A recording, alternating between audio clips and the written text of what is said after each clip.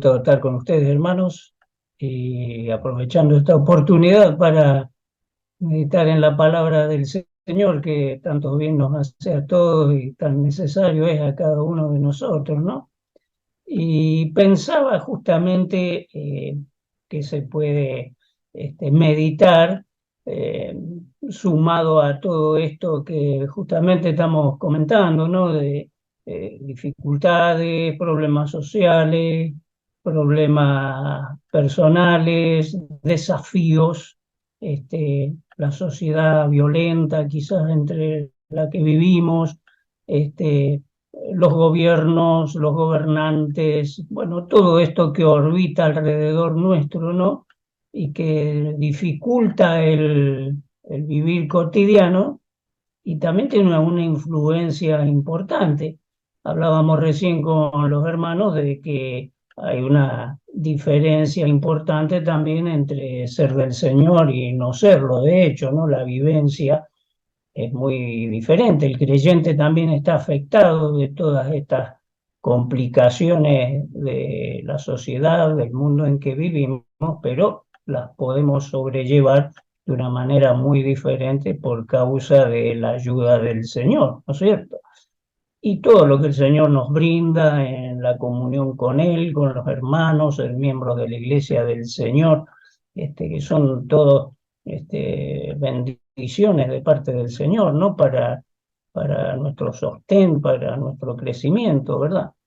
Y justamente si analizamos lógicamente en las escrituras lo que le sucedía a algunos siervos del Señor allí también, ¿no es cierto?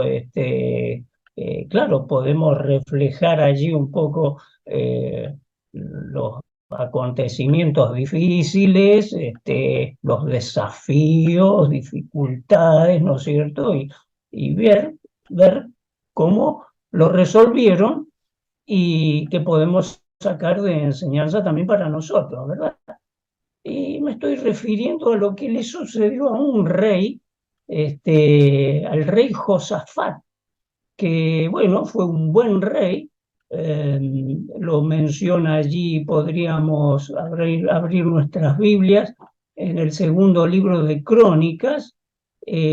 Hay 4 capítulos allí que menciona todo el desarrollo del reinado. Lógicamente no lo vamos a leer a los 4 capítulos, ¿no es cierto?, por amor al tiempo, pero vamos a ir mirando algunos versículos, ¿no? Y sacando algunas enseñanzas, que cómo fueron esas vivencias que tuvo este rey que se decidió a seguir al Señor.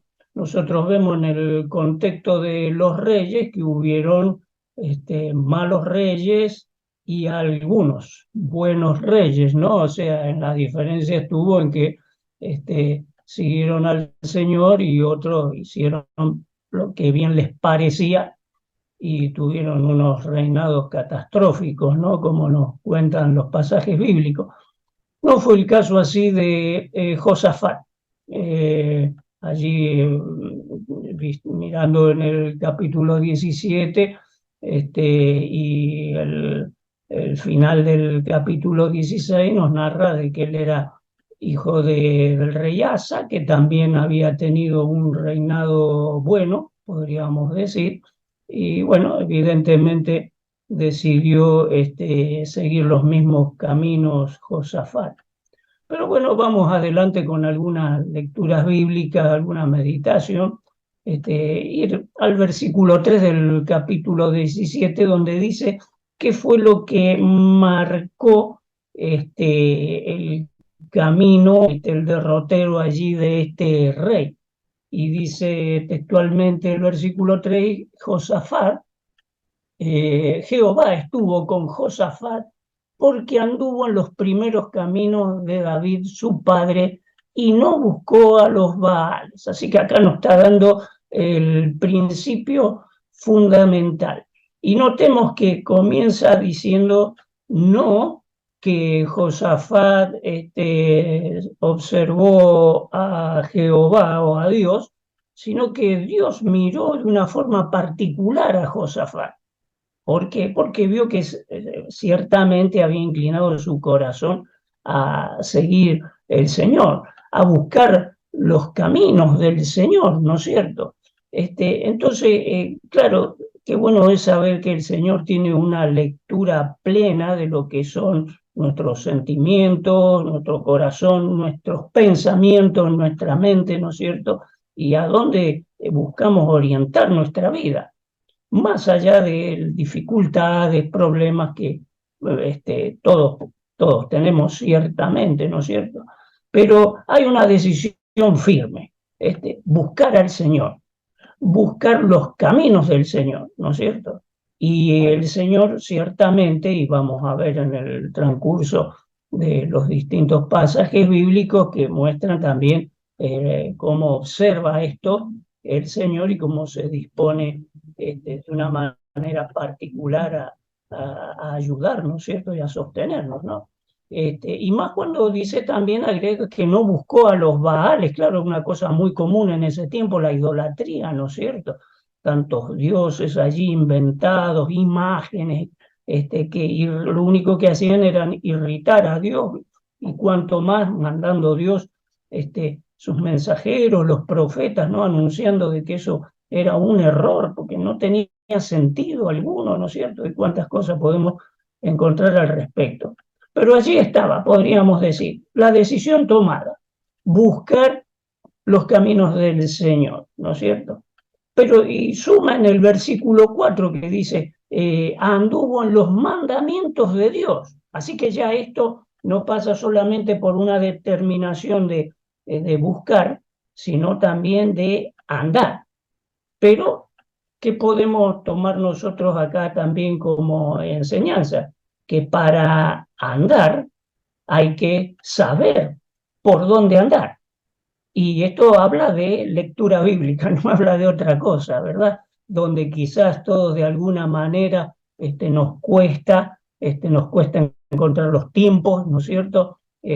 Para poder leer, meditar, si se quiere también, qué importante, en la mera lectura bíblica, ¿no es cierto? Qué bueno es que nos asistamos por allí con otros comentarios, etcétera, pero meramente la lectura bíblica es lo que tiene un valor y un poder muy importante, ¿no es cierto?, en nuestra mente, en nuestra vida, para orientar también el qué hacer.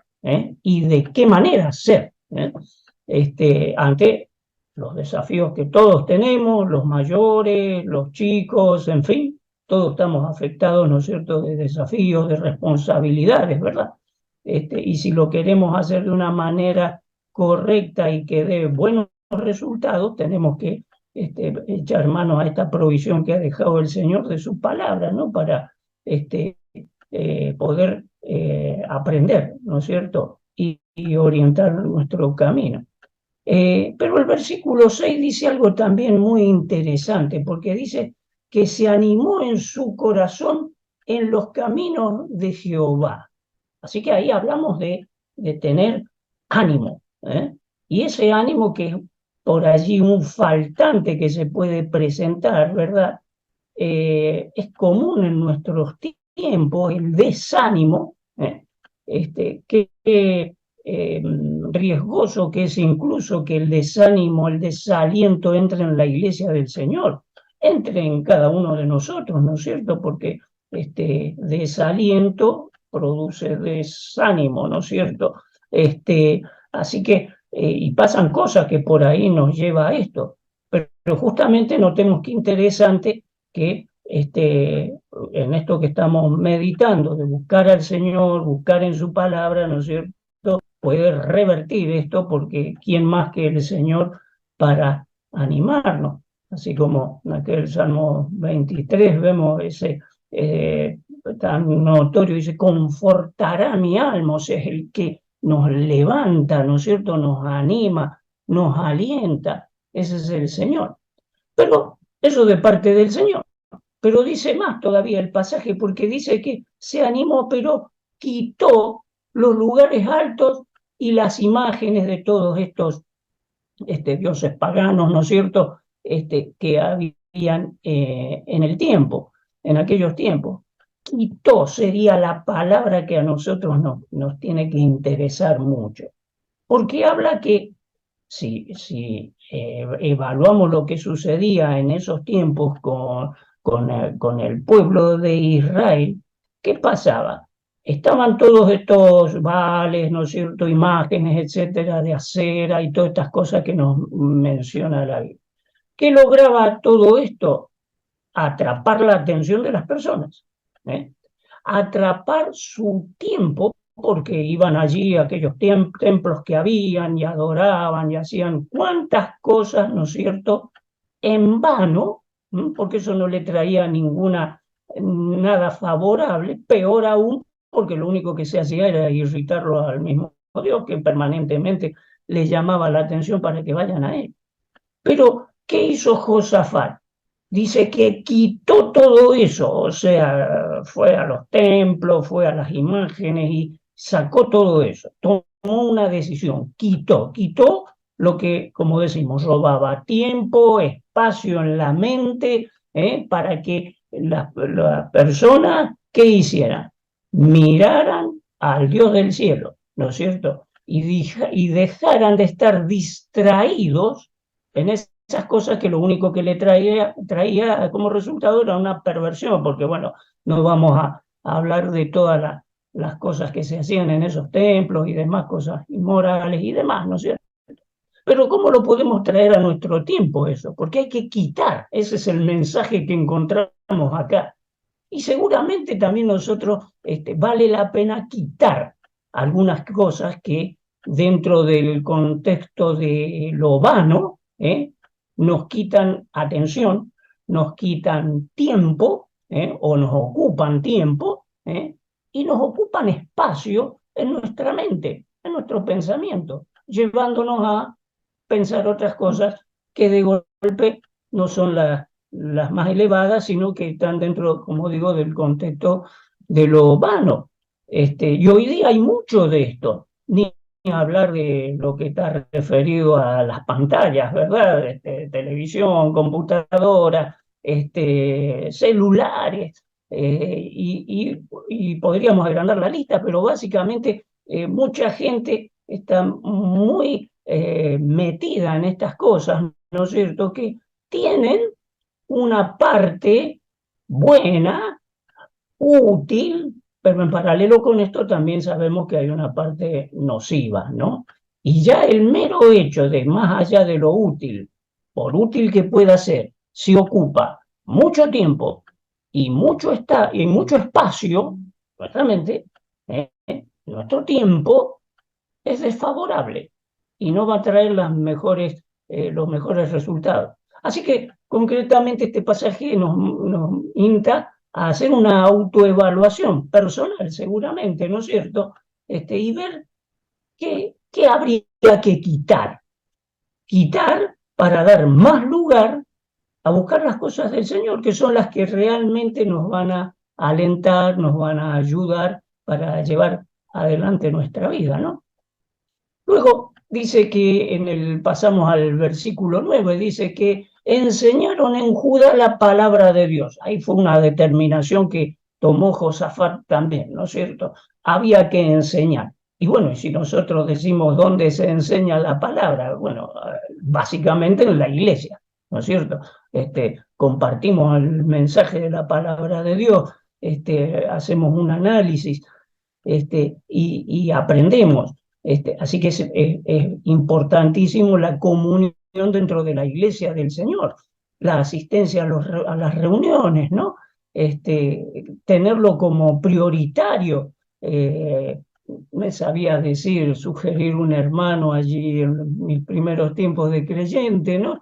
Me dijo una vuelta, dice, ¿sabes una cosa? Dice, cada vez que vos no venís a la reunión, te perdés algo que tenía especial para vos el Señor para decirte ahí en el mensaje.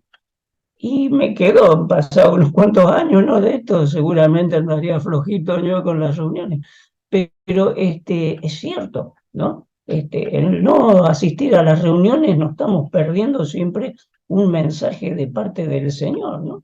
Así que el Señor nos ayude también a tener este criterio, ¿no? Para sumar a la enseñanza que el Señor nos quiere dar, ¿no? En la participación de las reuniones. Y suma el versículo 10 del mismo capítulo ahí que está la asistencia de Dios, que dice que Josafat estaba en un forma de cerco de tranquilidad, porque el Señor había obrado hasta en sus enemigos, que se cuidaran, ¿no es cierto? Dice que cayó pavor allí alrededor de él para que nadie buscara hacer guerra, porque eso era muy común que sucediera en esos tiempos.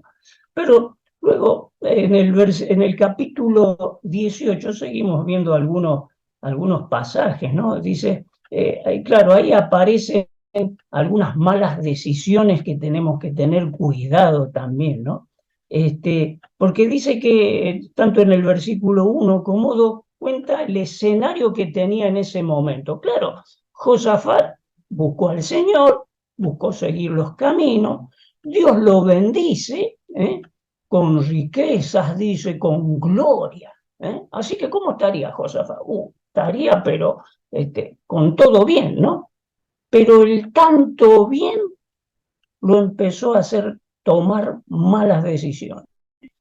Y una de las peores decisiones que tomó es que el hijo de él se casara con la hija del rey del reino del norte, que era Acab, un rey perverso mal.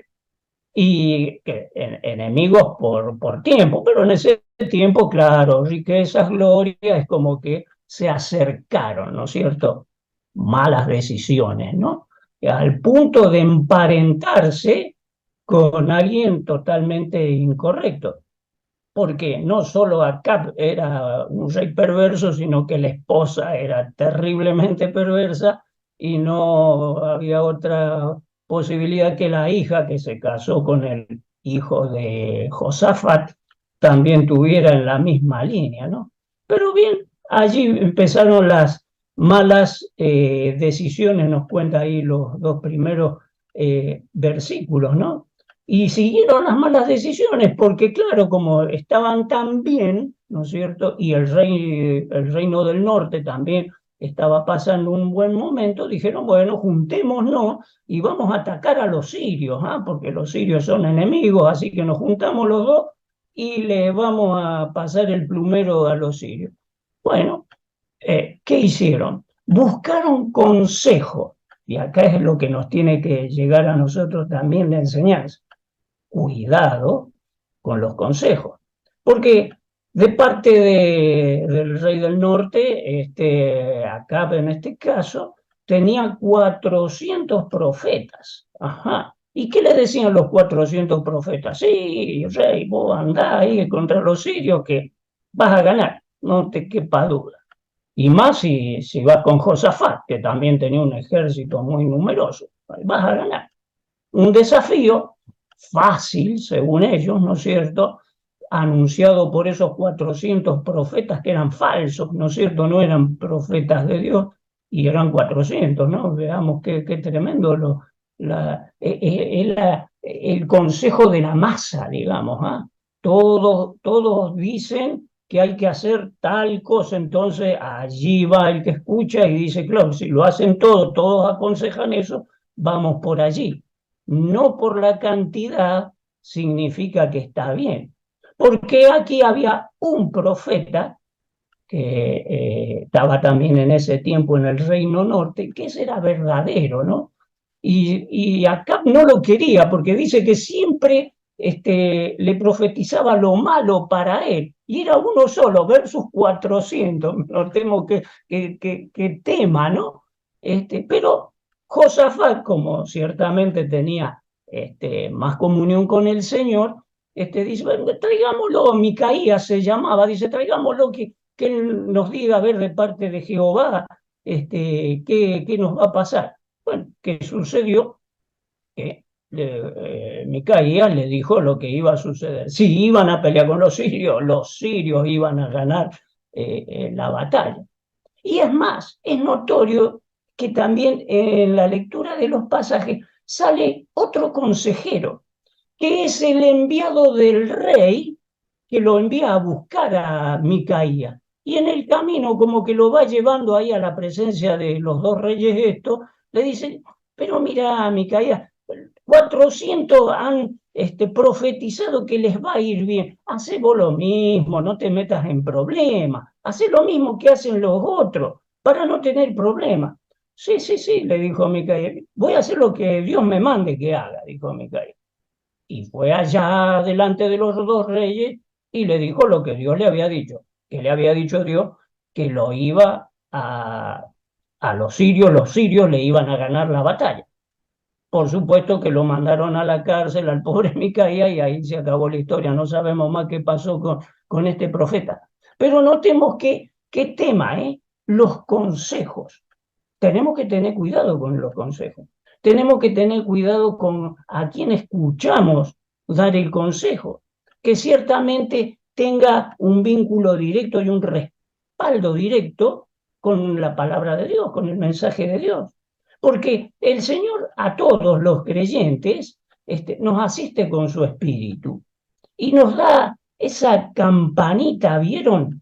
Que cuando escuchamos algo que por bueno que parezca, interesante que parezca, favorable que parezca, por ahí suena esa campanita y nos dice, no, tené cuidado, no. Y por allí nosotros nos dejamos llevar por la cantidad, ¿no? Porque muchos lo dicen, muchos lo aprueban y nos vamos a equivocar. Y el Señor acá, claro, no tenemos a Micaías para que nos diga textualmente, pero tenemos la palabra de Dios, tenemos su espíritu morando en nosotros, tenemos el vínculo de la oración, tenemos a los hermanos también, ¿no es cierto?, que nos pueden asistir en encontrar el justo consejo. Pero tenemos que tener cuidado, porque todo esto de algún modo se proyecta también a los tiempos en que vivimos. Y el Señor quiere bendecirnos y quiere alertarnos, ¿no es cierto?, de que pueden haber dificultades en este área también y tenemos que tener cuidado. Pero vamos a avanzar más rápidamente. Hablamos de la guerra, de los malos consejeros. Sucede todos los eventos ahí dentro de la guerra. Muere acá Josafat, se salva de milagro, ¿no es cierto?, por la gracia de Dios que obró para que se salvara. Pero entramos al capítulo 19, en los primeros versículos, 4 al 6. Vamos a leer, es muy importante este tema, el versículo 6 y el 7 del capítulo 19. Dice así. Bueno, vamos al 4. Dice, habitó pues Josafat en Jerusalén, pero daba vueltas y salía al pueblo desde Beerseba hasta el monte de Efraín y los conducía a Jehová, el Dios de sus padres, o sea, mantenía su integridad con respecto a Dios, y puso jueces en todas las ciudades fortificadas de Judá por todos los lugares. Y dijo a los jueces, y acá está el mensaje muy interesante, ¿no? Mirad lo que hacéis, porque no juzgáis en lugar de hombre, sino en lugar de Jehová, el cual está con vosotros cuando juzgáis. Y agrega el versículo 7, dice, sea pues con vosotros el temor de Jehová, mirad lo que hacéis, porque con Jehová nuestro Dios no hay injusticia, ni acepción de personas, ni admisión de cohecho. Versículo 9, leemos también, dice, y les mandó diciendo, procederéis a sí mismo con temor de Jehová, con verdad y con corazón íntegro. Bueno, uno puede decir que bien, era la situación, no era la primera vez que la Biblia menciona esto, le sucedió a Moisés también en sus tiempos, ¿no? Donde las cosas se desbordaban por allí por la cantidad de pueblo y de situaciones, etcétera, y hacía falta asistencia de más hombres en este punto tan interesante y delicado que es el juzgar. ¿Eh? Ahora, le da todas estas características y le da todos estos llamados de atención de a aquellos jueces en qué calidad tenían que juzgar, en qué normativa tenían que juzgar. Y claro, uno puede traerlo a nosotros y decir, miren, todo ser humano por naturaleza tiene la capacidad de juzgar. Lo hacemos sin darnos cuenta permanentemente. Juzgamos. ¿Qué juzgamos? Podríamos decir básicamente. Y juzgamos entre lo que es bueno y lo que es malo, ¿verdad? Porque se trata de una evaluación. Miramos, traemos nuestra mente, pensamos y determinamos. Juzgamos. Juicio, ¿no es cierto? Y se toma una decisión. Eso es juzgar. Juzgamos lo que está todo a nuestro alrededor, juzgamos lo que nos rodea, juzgamos hasta los que nos rodean. Es una verdad. Ahora, ¿cómo confrontamos todo esto que estoy diciendo? ¿Cómo sacamos un resultado? Hay una advertencia también severa, encontramos allí en el capítulo 7 de Mateo, el Señor está diciendo, no juzguen, ¿eh? Porque miren, con la misma regla que juzgan y miden, van a ser medidos ustedes, así que no juzguen. ¿Eh? Y dice, ¿por qué mira la paja en el ojo ajeno y no la viga en el vuestro, etcétera? ¿No es cierto? Todos lo conocemos al pasar. Así que, por un lado dice, no hay que juzgar. Pero es interesante el tema porque si en los capítulos 7 y 8 del profeta Zacarías menciona el tema también, pero totalmente distinto, diciendo que juzgar, dice, y asevera, enfatiza la expresión, hay que juzgar, pero no es juzgar así como así, estar haciendo referencia en un paralelo a lo que Dios le decía a Josafat, o Josafat le decía, también le transmitía al pueblo, porque dice Zacarías, juzgad con verdad, dice, juzgad con misericordia, haciendo misericordia, dice, y piedad, juzgad no pensando mal ante el hermano, ya habla de hermanos, ¿no? Estamos hablando de Zacarías, Antiguo Testamento, ¿no?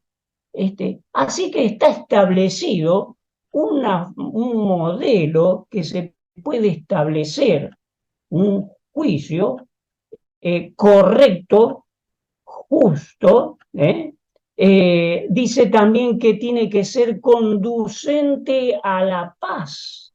O sea, es un juicio que soluciona cosas, no que las complica, no que las dificulta más, que trae buenos resultados. Es un juicio que trae bendición. Razón por la cual, claro, no lo puede ejercer quien bien quiera. O tiene que ser alguien quien bien pueda y tenga la capacidad de hacerlo. No estamos excluidos en tanto y en cuanto nos respaldemos en el precepto bíblico. Por eso es importante saber, conocer la escritura, que estamos todos, tenemos la misma provisión, ¿no es cierto? Tenemos la palabra, tenemos la comunión en la iglesia, tenemos la comunión con los hermanos, etcétera, etcétera, ¿no es cierto?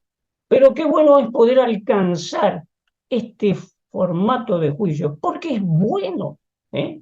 Si yo evalúo, miro a mi alrededor en todas las áreas de mi vida, puede ser en la familiar, puede ser en la laboral, puede ser en lo congregacional, en la iglesia del Señor. Y mi juicio es positivo en estos términos de buscar mejorar, de buscar las dificultades, cómo se pueden resolver. Si por allí hay que acercarse a un hermano y ayudarle o exhortarle a que mejore su problemática, etcétera. No sé, el Señor nos mostrará.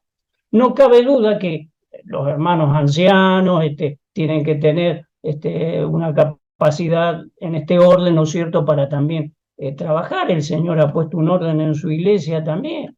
Pero creo que los hermanos en general, la enseñanza nos llega a todos y la podemos cultivar en nosotros, pero siempre en estos términos. Porque de lo contrario, bueno, mejor quedémonos con Mateo capítulo 7 que dice, no, no juzgue, si lo va a juzgar de una manera incorrecta, no juzgue. Pero acá volviendo al pasaje, Josafat buscaba la excelencia, ¿no? Y ciertamente leemos todos estos parámetros que puso ahí el rey, era muy correcto y seguramente iba a seguir teniendo buenos resultados, ¿no es cierto? Proceder, dice el versículo 9, con temor de Jehová, con verdad, con corazón íntegro.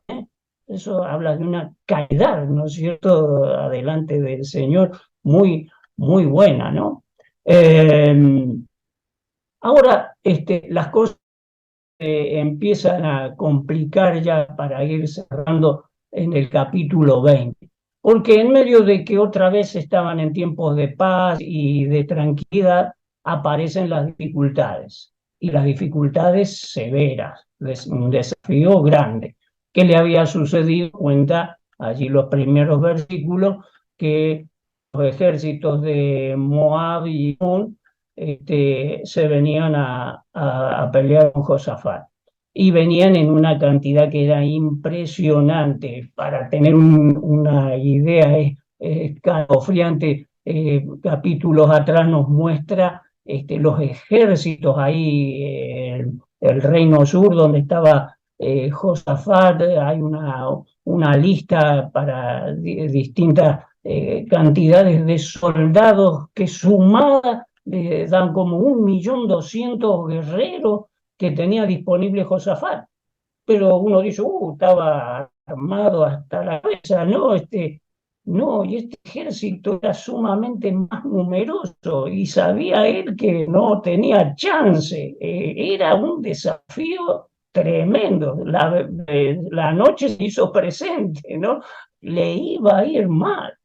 Así que acá viene también una relación con nuestros desafíos, nuestras dificultades, y esas cosas que por allí no sabemos cómo las vamos a resolver, ¿no? Y esa era la situación que tenía Josafat, ¿no? Y dice algo muy interesante, empieza a contarnos en el versículo 3 del capítulo 20. Dice que entonces él tuvo temor y Josafat humilló su rostro para consultar a Jehová e hizo pregonar ayuno a todo Judá. Así que se humilló.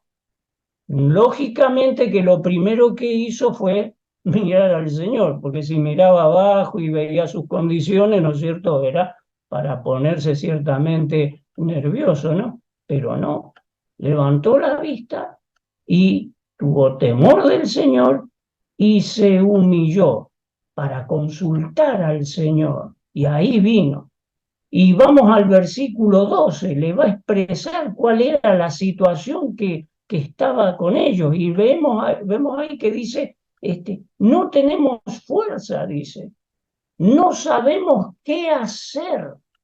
Claro, estaban desconcertados totalmente, pero le fue con tanta franqueza al Señor, ¿no es cierto?, a decirle cuál era la situación.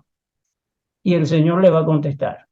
Y le contesta en el versículo 15. Dice, y dijo, oíd Judá todo, y vosotros moradores de Jerusalén, y tú, rey Josafat, Jehová os dice así, no temáis, ni os amedrentéis delante de esta multitud tan grande, porque no es vuestra la guerra, sino de Dios. Así que allí, ¿qué habrá sentido Josafat en ese momento? Porque confiaba plenamente en el Señor. De esto se trata, ¿no? Escuchar ese mensaje que ante semejante desavenencia, semejante desafío, semejante contrariedad, semejante situación imposible de resolver, Dios le dice, quédate tranquilo, querido, yo este problema lo resuelvo yo. Y eso es lo que está en la boca del Señor para todo, porque no hay nada difícil para el Señor, nos dice su palabra, ¿no es cierto? Claro, el problema está en nosotros, ¿no? Que en nuestra confianza, que empezamos a dudar, y esa es una condición que también sabe el Señor. Por eso los mismos discípulos no le pedían, Señor, aumentanos la fe, claro, necesitaban que el Señor ahí los fortalezca, ¿no es cierto?, para llevar adelante aquellos desafíos que también se le presentaban a los discípulos. Y este era el caso de Josafat, y esta fue la voz contundente de parte de Dios. Ahora, versículo 18 del mismo capítulo dice: entonces Josafat se inclinó rostro en tierra, y asimismo toda Judá, y adoraron a Jehová. Y acá también hay una muy importante enseñanza, porque no fue simplemente allí, se puso quizás a sola con el Señor y le dio gracia, más. Dice, se inclinó rostro en tierra. Esta frase nos tiene que resultar familiar. Recordemos lo que pasó con aquellos 10 leprosos, ¿se acuerdan? Que se habían presentado adelante del Señor. Y entonces el Señor, ¿qué hace? Inmediatamente les curó, quedaron limpios de la lepra y se fueron. Y después, ¿quiénes vinieron? ¿Quién vino? Uno. Uno solo vino. Y el Señor dice, pero ¿cómo? Dice, no, no eran 10 lo que yo había sanado, y viene uno solo a darme gracias. Y encima ni siquiera era judío, así que era samaritano. Pero, ¿cómo vino este samaritano a presentarse al Señor? Si buscamos el pasaje, dice que se le presentó en estos mismos términos: postrado, rostro en tierra. Esa es la manera elocuente de presentarse adelante del Señor. Por eso decimos por ahí entre los creyentes, y hay que gastar rodillas, decimos, no, se trata de eso, ¿no?